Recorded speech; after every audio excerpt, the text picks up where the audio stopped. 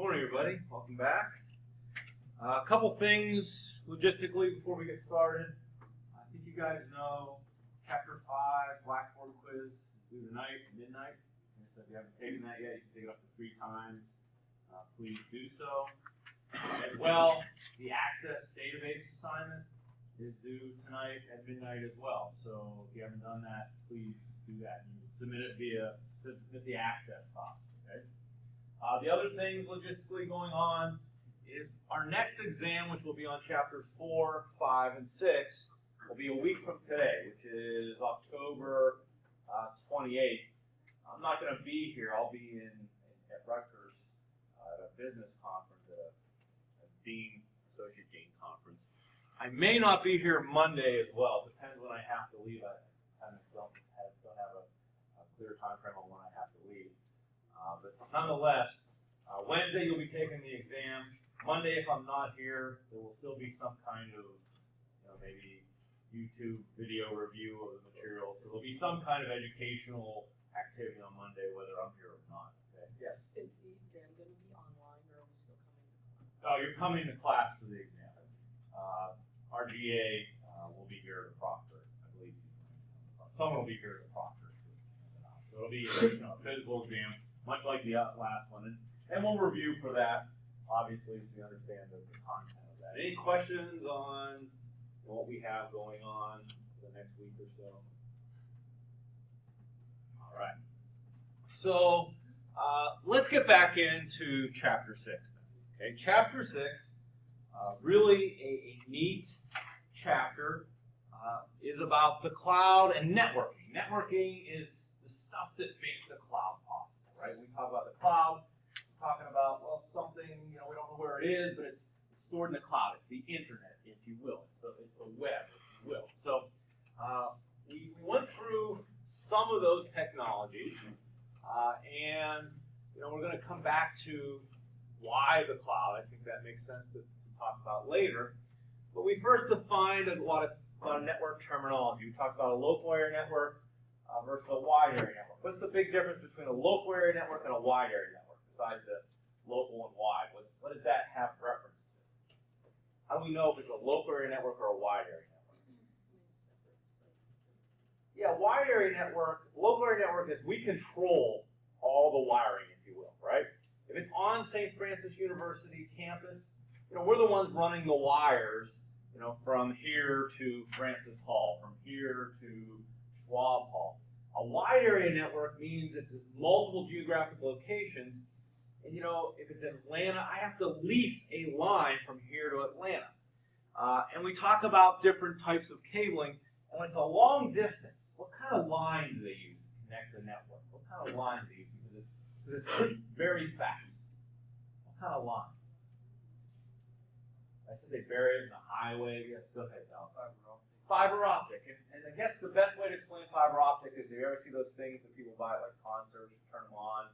It's a flashlight, and then the little plastic things, and the light comes up. Well, what happens is the light pulses stay inside that tube because there's mirror cladding inside of it. So light pulses are 1s and 0s, right? If there's light in this millisecond, that's a 1. If there's no light, it's a 0. So remember, everything comes down to 1s and 0s, and that's how fiber optics work. So wide area network, we also talked about the internet and internet. The internet is what we know as the public internet, right? That is the thing that we connect to. An internet itself is a network of networks. Anytime we network networks together, that's an internet. But we obviously know the most important one is the public internet, or the internet. Okay, so we talked about this. And then we spent some time, and I know this may not concern you, but it works is probably what concerns you. But we spent some time talking about how these things happen, how everything comes together in a network. And we learned some terminology. A couple things. We talked about protocols, right? We talked about protocols. And a protocol is a way that things communicate. It's rules for communication. And what protocol are you using right now if you are connected? Because I don't see any kind of wire coming out of your computer. If you're connected, what protocol are you using right now, JJ? Using Wi-Fi. Wi-Fi is also known as 802.11, and there's different flavors of it. A, B, G, N, NA. There's all kind of flavors, different speeds, different rules. But you're using Wi-Fi. And Wi-Fi is connecting where? So in your computer, there's a wireless, what's called network interface card. It's a piece of hardware that's communicating to what right now? What is it communicating to? The access point. The access point is that device that's up there on the ceiling. So you are sending packets of information to that access point. That access point is actually wired back to a switch. A switch is a device that kind of brings it all together, has all these ports, and that is actually physically wired to that switch. And what protocol is it using? And you use the same protocol when you plug in your cable in your dorm room or anywhere else. What protocol is that? What protocol is that? Ethernet, which is known as 802.3. Okay? Ethernet. So you call that cable an Ethernet cable. That's really not the name of it, but we associate it with Ethernet cable because that's how we get Ethernet, right? It's really unshielded, twisted pair cable. You know what I'm talking about is Ethernet cable, but we just call it Ethernet cable. And what happens is that's how things come together. So we can network printers, we can network computers, we can network all kinds of things together, all right? So just some information on our network. And we talked about speeds. You know, a wireline 802.3, this is 10, 100, or 1,000 megabits per second, depending on what kind of device you're using. You know, wireless, not as fast, up to 600 megabits per second. We talked about Bluetooth is another protocol. We also talked about ISP functions, Internet Service Providers, and we talked about three main things. We talked about cable, right? You get your signal through cable. We talked about DSL, that's through the phone company, digital subscriber line. And we talked about wireless, like satellite. Now, one of the things we have when, you know, it's kind of extra, we don't have that right now, is if you have cable or DSL in your basement, your cable, just like the cable that goes into your TV, goes into a modem. What's a modem do? We haven't talked about that. That was one I forgot to define. What's a modem do? Go ahead.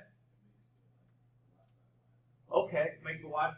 What a modem actually does, and what happens is a lot of those devices, like an access point and a modem, now they put them in one physical device, right? Like if you have Xfinity or Comcast at home, you may have one device that is actually three devices in one. It's a modem, okay? It's an access point, and it's also called a router. Modem, it stands for modulator, demodulator. And what it's doing is it's translating, like the signals that come over your cable, they are a different format. Okay, sometimes they're analog now. They're not now. They're digital, but they used to be analog. Analog meaning it was like this. It was like a wave instead of digital, like bits and little bits. So what a modem does is kind of a translator. It takes that cable signal and makes it into an 802.3 signal. You know what I mean? It's another kind of translation device. So if you have cable, you have a cable modem. If you have a DSL, you have a DSL modem. And usually those are given to you by your internet service provider. You guys have this? Familiar with the modem you have? Does everyone have a modem at home? You know what I'm talking about? Yes? Okay. So this is another term. So we talked about some of these things. We talked about how does the cloud work. I want to talk now a little bit outside of our network, and I want to talk about, you know, how, you know, the internet works. So we kind of saw it a little bit when we did a trace route. When I did a trace route, we connected. You can see it went different hops through the network, right? So let's think about it this way. I send a message. Let's say it's through. Let's say it's through, I don't know, let's say I send an email to my friend in China, okay? So this message needs to get from my computer to his email server somewhere in China. How does that happen, okay? How does that happen? Well, as you saw, it makes multiple hops through the network, right? But how does it know where to go? How does it know where to go? Well, there are devices on the network called routers, okay? And these are hardware devices, and what they are really they are traffic cops of the internet. Okay, the traffic cops of the internet. They say, you know, I know it has this address, I need to send it to this place, right? So, if we think about it, the address we use is something called an IP address. Everything on the internet has to have a unique address, and it's called an IP address. Have you guys ever seen an IP address? Have you seen an IP address? Well, give me an example of one, Stephanie. Anything. Okay, so 192.168.1.1. That's probably the IP address of your router usually, right? That's where you remember that from. Okay, so if we look at it, everything connected to the network has to have its own address. If you think about it, when the 911 system came out, a lot of people had to change their address, like their home address. Why did they have to change their home address? Because it had to be unique. Like a town couldn't have like two John Streets, right? They couldn't have two addresses called 123 John Street. Everything has to be unique. So let's go to a command line, and I want to show you this. So go to CMD. Okay, go to a command line. This is where we did our trace route. And I want you to type IP config.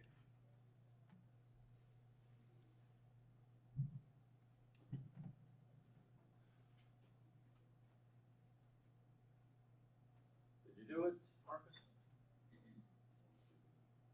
Steven, did you do it? Okay. What did you get for your IP4 address? Right there. 10.50.12.245. Okay. You see my computer is 10.0.2.114. Marcus, did you get it? Yeah. What's your IPv4 address? 10.50.25. Okay. Chelsea, what's yours? Didn't do it. Like you do it? No? Anyone else? No? Okay, what it's supposed to show you is that it's unique. Every computer that's connected to St. Francis Network now has a unique address, right? I'm 10.0.2.114. That's my connection. That's my physical, that's my address, if you will, right? Your address was 10. Something else. Yours was 10 something else. Now, what those are known as is internal IP addresses. So, really, St. Francis controls them, right? And we have a pool of them, and as you connect, it says, hey, I'm going to give you this address. I'm going to give you this address. And now, every one of 1,600 students are on there. Everyone is unique, right? So, we know, hey, this is Steve, this is Alex, this is Nick. We know everyone's address. Okay, that's internal. That's an internal IP address. But the same is true for the internet. Okay, the same is true for the internet, like external places. So I want you to type in your command line, I want you to type ping, P-I-N-G, not ping, P-I-N-G, ping. And a ping is, all a ping does is sends a packet of information to an address to say, hey, are you there? Okay, like, I don't know if you ever heard people say, like, I ping your cell phone. It's like, just like to reach out, like to touch. It comes from, like, I know this isn't interesting to you, but it comes from like submarines. They used to communicate by doing pings, like a sound that they could hear on the hull. Did you ever watch The Hunt for Red October? Awesome movie, isn't it, Steve? Very good movie. So I recommend that. So anyways, they ping in that movie. So let's ping a domain name. I'm going to ping, I don't know, MIS102.com. And it all it does is sends like a packet of information to MEH.com. Well, it comes back and says, all right, MEH.com, and then it has in parentheses 138.91.152.147. Okay? That is the format of an IP4 address. Okay? It's all these numbers are from 0 to 255, and there's 4 of them. Now there's 6 of them. Now they expanded that to 6. But if we go to our browser, and type in 192 dot, or 138, I'm sorry, 138 dot, can't read my writing, is that 91? 91.152.147. Okay, I didn't type in anything. 138.91.152.247, right? Is that what you guys said? Okay. If I hit enter, it thinks I'm going to a bad save, but I'm going to say it's okay. I want to go to it, proceed to that address. And it goes to mad.com because we know it as mad.com, but to the internet, to the network, it knows it as 138.91.152.147. That's the address of that server, of that website. Does that make sense? That's the IP address. Every resource on the internet has an address associated with it. Every resource on our internal network has an IP address associated with it. Does this make sense? So when I type that in, it went to it. Now, because that's the address. That's the physical address on the network. So I guess my question is, why don't we just type in 138.91.152.147? Why do we have mad.com? Why do we have ESPN.com? Why do we have francis.edu? Because they're all associated with an address. What's wrong with that? Yeah, it's not human friendly, right? It's unique for the internal network, but it's not human friendly, yes? Human friendly is ESPN.com, mad.com, Google.com, right? That is human friendly. So we need a layer on top of that. And this was designed, a long time ago. What do we call that layer on top of it that associates this address with a name? What do we call that name associated with it? Okay, we call it a domain name. Okay, so give me an example of a domain name. mad.com, francis.edu. So domain names consist of a couple different parts. Okay, if we look at domain names, they consist of a couple different parts. I'm running out of room here. But if we look at francis.edu, and we have, google.com. And let's say, Portage, no, I don't want that. Let's say US Navy.mil. I don't know if that's a valid one, but I'll say it is. Okay? So every domain name maps to a unique address, is what I want to tell you, a unique IP address. But a domain name has some things associated with it. First off, this is not typically unique, the thing after the dot. This is called a top-level domain. Okay, this part of the domain is called a top-level domain. Give me some examples besides the ones I have on the board. I have .edu, .com, .mil. What else did you say? .gov. What else? Did you say anything else? .org for supposed to be what for nonprofits. .gov obviously for governments. Any others? Do we have any international students here, Chelsea? .ca for who, Chelsea? Canada.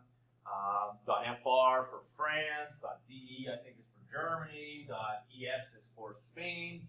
So we have what we call this top-level domain. There are generic top-level domains.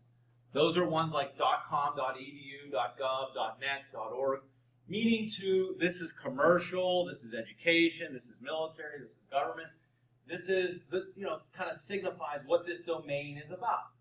There's also called CCTLDs, and those are called, country code top-level domain names. So if I just Google country code top-level domain list, these are, hopefully Wikipedia comes back a little further, a little faster. .com is commercial, .org is organization, .net, network, .int, .edu, .gov, .mil. And there are also a lot of country codes, right? Every country has its own extension. Antigua and Barbuda, .ag, Afghanistan, .af, Willa is .af. Okay, so that is the unique qualifier that says, hey, this is a commercial or this is a country, right? So that's one of the part of the addressing. The other part is the Francis, the Google, the U.S. Navy. So I may own francis.edu, but maybe I don't own francis.com.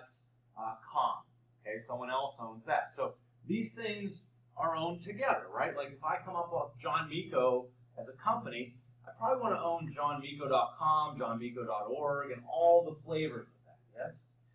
So how do I get a domain name? Let's talk about that. How do I get a domain name? How do I get a domain name?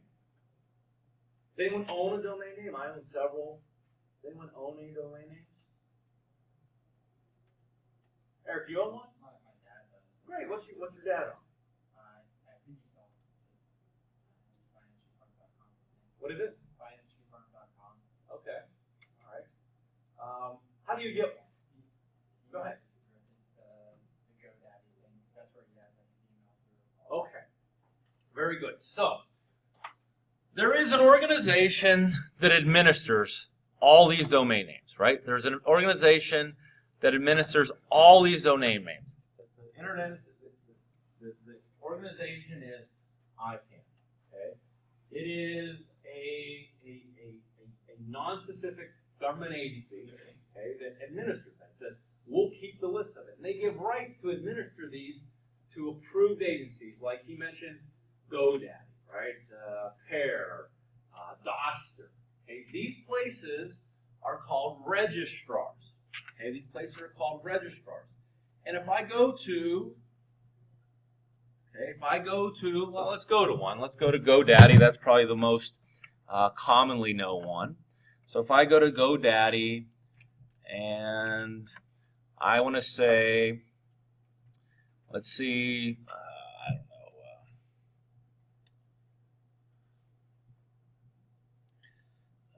Let's see. Everything is wonderful. This is probably going to be taken. Okay, everythingiswonderful.com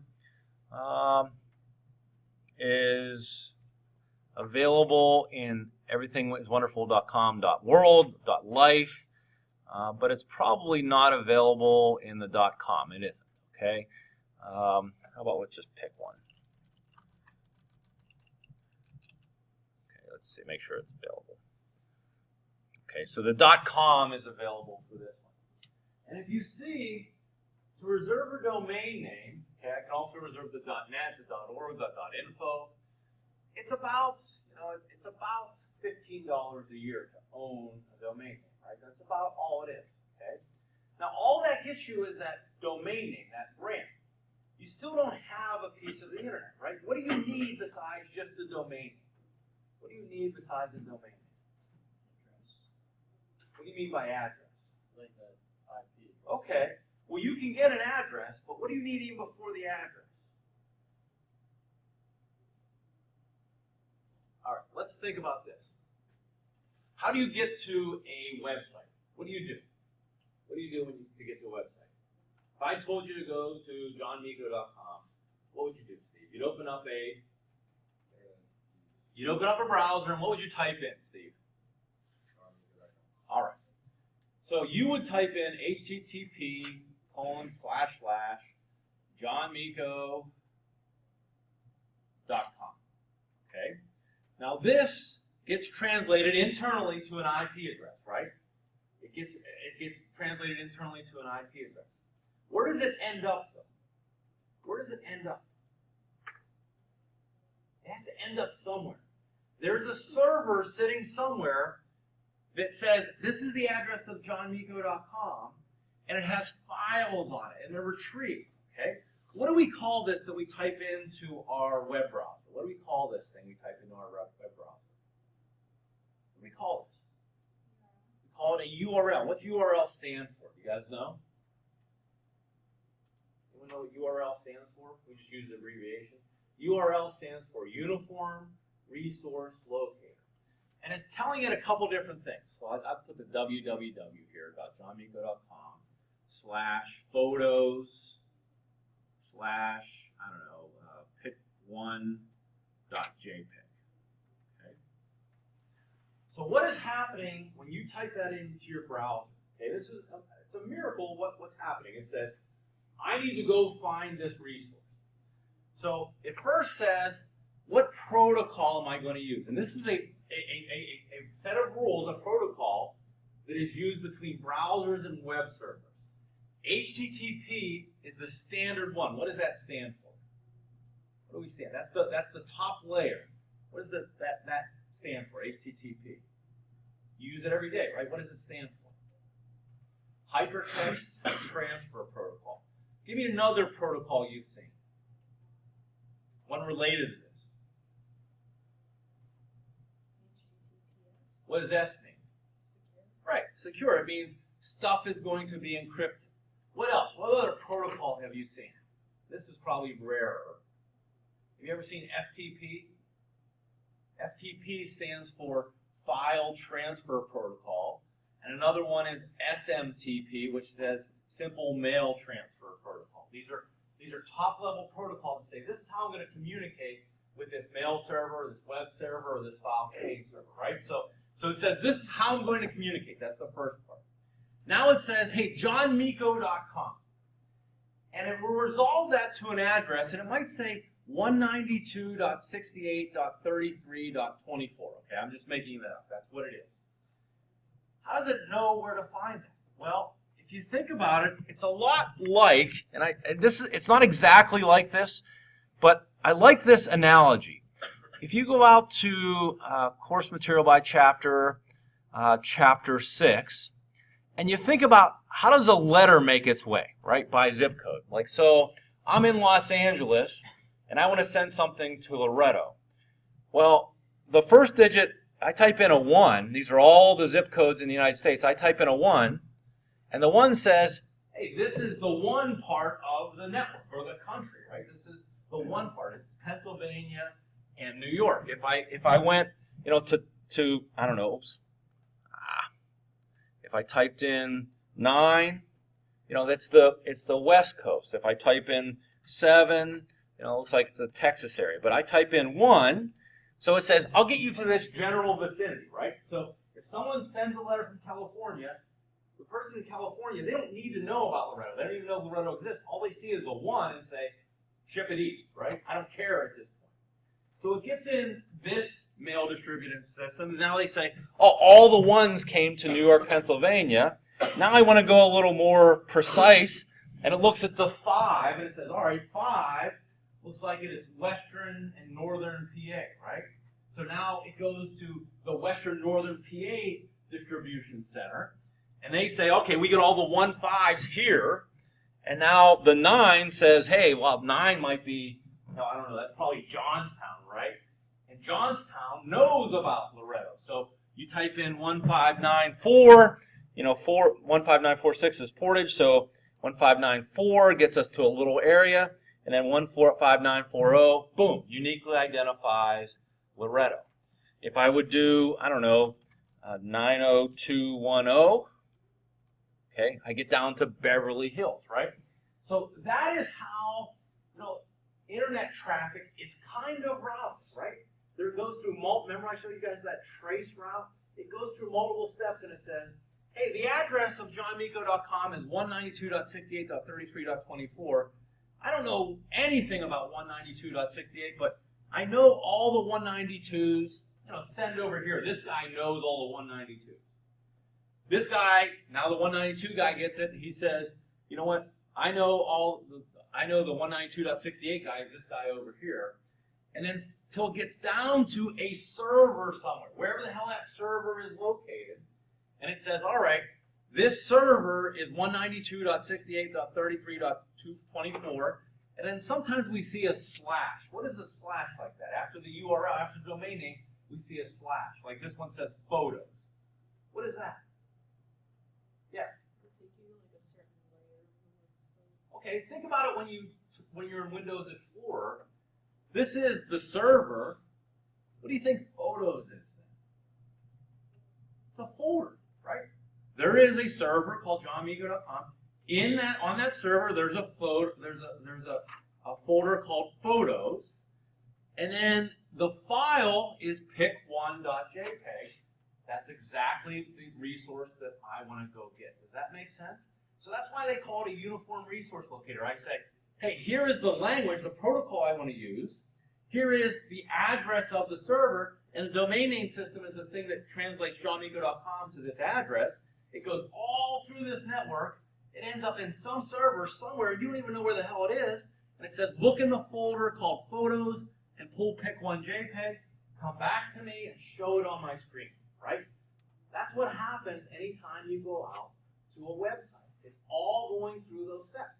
You don't have to know because there's little devices, these routers, that are the traffic cops of the internet that are moving things around. Now, let's say I'm trying to send a message to Eric, okay? So I'm using what's called TCP/IP. That's the lower level of the internet. HTTP is a higher level. It's what the browser and the web server are talking. But the thing that does the routing is called TCP/IP. That's the protocol. Now, any language or any message we send isn't sent as a whole. It's broken into little packets, right? So everything, when you talk about internet or network communications, everything's broken into a packet. So if I create a message, okay, and let's say I want to send something to Eric. Eric is my destination. And maybe I know Eric as ericb.com, but it's 192.63.41. So I don't know where Eric lives, right? But what I would do is I'd say, hey, here's my internet guy. It's on Francis, right? So here's my internet guy. I'm going to put in my packets into the network. And hopefully, I'm just sending my packets, right, as fast as hell. And now you want to route those packets. Now, go ahead, route those packets. So you don't know exactly where Eric is either, but you say, I know some people that may know where he is. Keep sending it, right? It has to go to Eric. Okay? Now let's say, all right, I don't want you to use Steven. Let's say Steven has a virus. Steven's out for the day. He's here. He's always here. He doesn't miss a damn class. Well, let's say Steven is out today, right? Doesn't go through Steven. What do you notice? Even if Steven is down, that message still. Why did you send Steven? He's out. Okay? Jeez, you'd be a bad router. You're slow too. Get back there. How am I slow? You're slow your whole nine. You're sending it in the wrong place. You're an awful router. All right, so now a couple things. Okay? What also happens, believe it or not, as quick as can be, what Eric would do is said, hey, I received one message from you, two messages, three. He would come back and say, did you send me all those messages, right? And you would respond back, yes. So there's a communication going back and forth. Now, all we do is those packets have a couple things on them. They have the address, right? I didn't put Eric on there because I didn't know who would be sitting back there. But I put an address, and then I identified the packets. All I did was say packet 1 of 3, packet 2 of 3. The rules of TCP/IP say how those packets are delivered. And sometimes, what happens if you say, it was supposed to be 3 packets. You say, I got 1 and 3, I didn't get 2. Guess what he does? If you got 1 and 3 but didn't get 2, guess what he does? What do you think he does? You send back, I got 1 and 3, and it's 5 milliseconds, but I haven't got 2. What do you think he does? What would he do? He would resend 2, right? Because maybe 2 got hung up on the Malik router, right? And it did. So he resends 2, but then Malik wakes up, finally sends it back. So now you actually got how many packets? 4. You got 1 of 3, 2 of 3, 2 of 3, and 3 of 3, right? So what do you know to do? And TCP/IP are the rules that tell this. What do you know to do? You got 2, 2 of 3, so what can you do with 1 of them? Discard it, right? So TCP/IP are the rules for how we deal with those packets, right? We know those rules, but these are routers. We have to tell them what to do. So now you can, on your browser, you're the browser, you can decode that. Decode it, what does it say? So you got to open up your packets, right?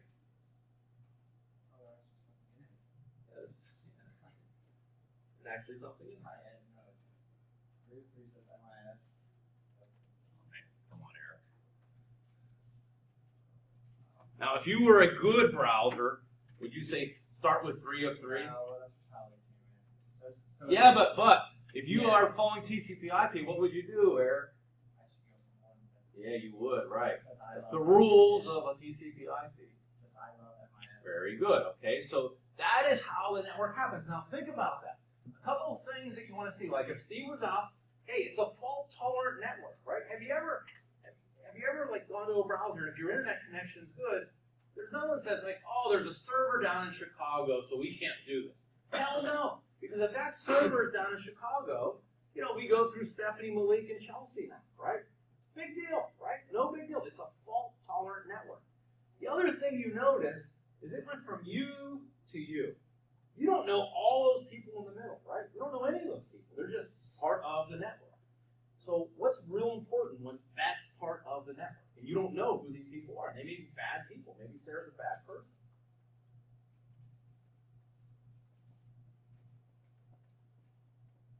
What's real important? For sure, right? Now, if we just do HTTP, all of our messages on that network are kind of open, right? They're kind of open, like I can see them. But HTTPS would take those packets and it would encrypt them. It would have like a layer of encryption so that Sarah couldn't open that packet, right? She could try, she might be able to hack into it, but she shouldn't be able to. Only you and your end destination have like the key to unlock it, right? It's almost like a locked envelope, if you will. So that's what that protocol is. So never, that's one thing you should always look for. I mean, as a casual internet user, you should always look for, if you're going to enter your credit card or any kind of information, to tell you the truth, it should be at a site that says HTTPS, right? It should be secure. If not, anything that goes through that network, it should be open and available to anyone. So the domain name system is kind of the leading thing. Now, think about the domain name, and this is more of a business example. Domain name is like your brand. It's your online brand, right? In a physical marketplace, location is important, right? Like, I'm in Manhattan or I'm in Loretto is not a good location. I'm in Manhattan. But in an online marketplace, think about it, your domain name is the brand that you build. Like, Amazon's not a great brand, right? It's not a great brand, but they built it into a good brand, right? Now we know Amazon.com. But if you're selling vacuums, what do you think is the best domain name for you? You're just starting to sell vacuums on the internet. What's a great domain name for you to get, Mark? You're starting to sell vacuums on the internet. What domain name would you covet? Come on, Mark. Come on. You'd have any domain. You're starting to sell vacuums on the internet. You can have any domain name you want. What domain name would you want, Mark? Aaron? Vacuums.com. Damn right you want vacuums.com, right? And those kind of domain names, people sometimes squat on them, right? Like early on, they bought up shoes.com and business.com and bank.com, right? And then they sold those domain names. They could buy them for $10, $15, $20, and then they sold those domain names for thousands and hundreds of thousands and sometimes millions of dollars, right? Sometimes millions and millions of dollars, because that is like physical real estate. Like, there wasn't much competition when I reserved johnmiko.com, yes? And there's some things that you have a right to reserve, like, because we're St. Francis, Francis.edu we kind of own, and really I couldn't reserve that, right? There's some things that you have, but vacuums.com, hey, that's up for anyone, right? I know the guy that owns blinds.com, right? He actually had a different, I think it was called blindwebs.com, and he eventually bought blinds.com from someone else, and he paid hundreds of thousands of dollars just for that name, right? Just for that name, someone paid $10 for it. So there's, I know it's tangential, but there's people called cyber squatters. That what they do is they reserve domain names hoping that people will pay them money for it. There's also something called typo squatting. What do you think typo squatting is? What do you think typo squatting is? You ever miss? Go ahead. Is that like if you're trying to like when you mistype in like Netflix and it takes you to a website, but somebody did that on purpose because it's like a popular website? Exactly. So you go and try to type in Netflix.com, and maybe you screw something up. Sometimes I don't want to do it because sometimes you go to some nefarious sites, right? I don't want to bring myself in class. But if you type in Netflix.com, and maybe you screw up, and instead of hitting the X, you hit the C, so it's Netflix.com. Well, Netflix maybe bought that. They may have said, hey, I want every damn typo or misspelling for Netflix because I know people are going here. But there might be a company that says, I'm going to buy Netflix.com, And the traffic that comes, because Netflix.com is getting a lot of traffic, I'm going to try to advertise to them. I'm going to try to sell them. I'm going to install whatever the hell they do. That's called typo swatting. You guys know what I'm saying? Now, a couple other things that are interesting. These top-level domain names, these country code top-level domain names. There's a little island nation. So these are given to the islands, for example. There's a little island nation called Tuvalu. Okay, Tuvalu. It's an island nation. I think it's in the Caribbean. Of about 8,000 residents, so about as big as Crescent, right? And their country code top-level domain name is .tv. Well, they don't really, do you think Crescent really needs their own? No, they don't, right? But they got it because they're a country. So what they did was they sold the rights that someone else can use this, and they sold to a registrar for $50 million, right? So it'd be like if Crescent got something for $50 million. They said, we don't need it. You can use it. You can reserve it. .tv. Okay. Another one is .co. Right? Why do you think .co was a good one? So if we go to Netflix. Let's go to Netflix.co. Yeah, it looks like they own that. Netflix. No, they own it. They probably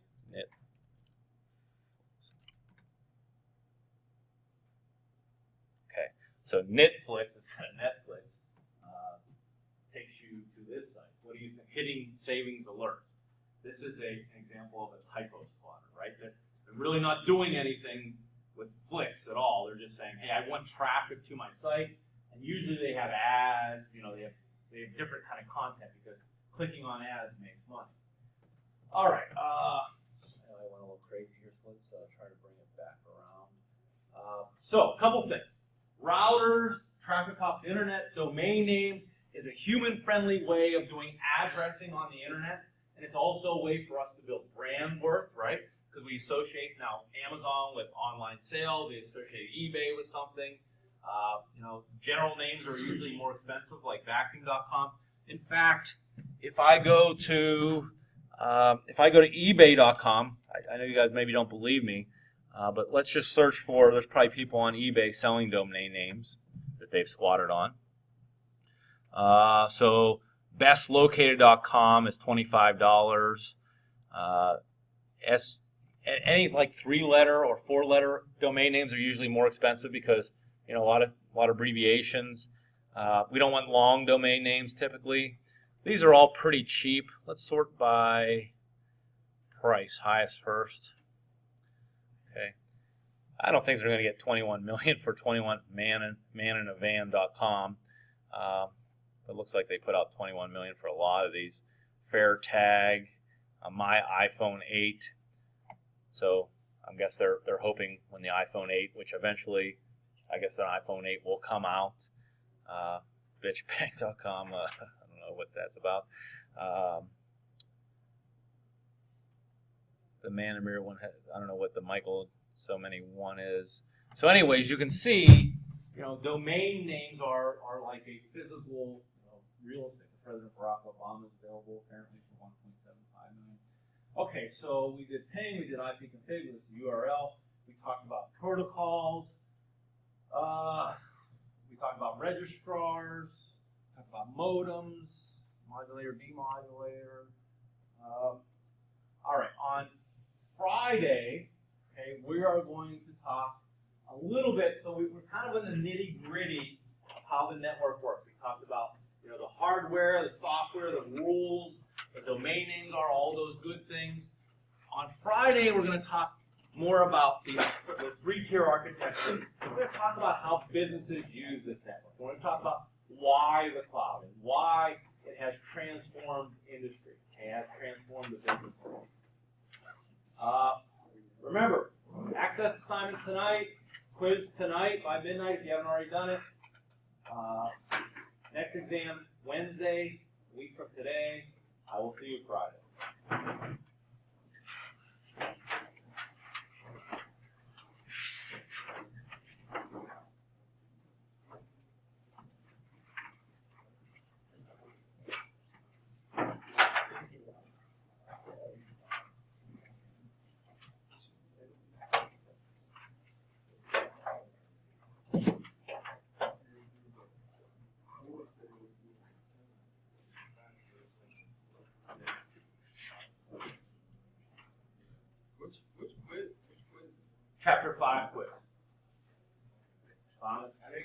was on Blackboard. It says it's due like November 4th. Yeah. Oh, does it? Yeah, it says November something. I checked it last night because I thought we had it. Is that what it said? Yeah. Might have changed. Oh, all I right, think all right. it's just, All right. I'll probably make it Friday because of my screw up then. what chapters are it? 4, 5, and 6. Yeah, thanks, Eric. Thanks for partaking in my extra class. Probably should have been a little smarter when I kicked that. No, you did perfect. Did you help me out? Yep, 1 second.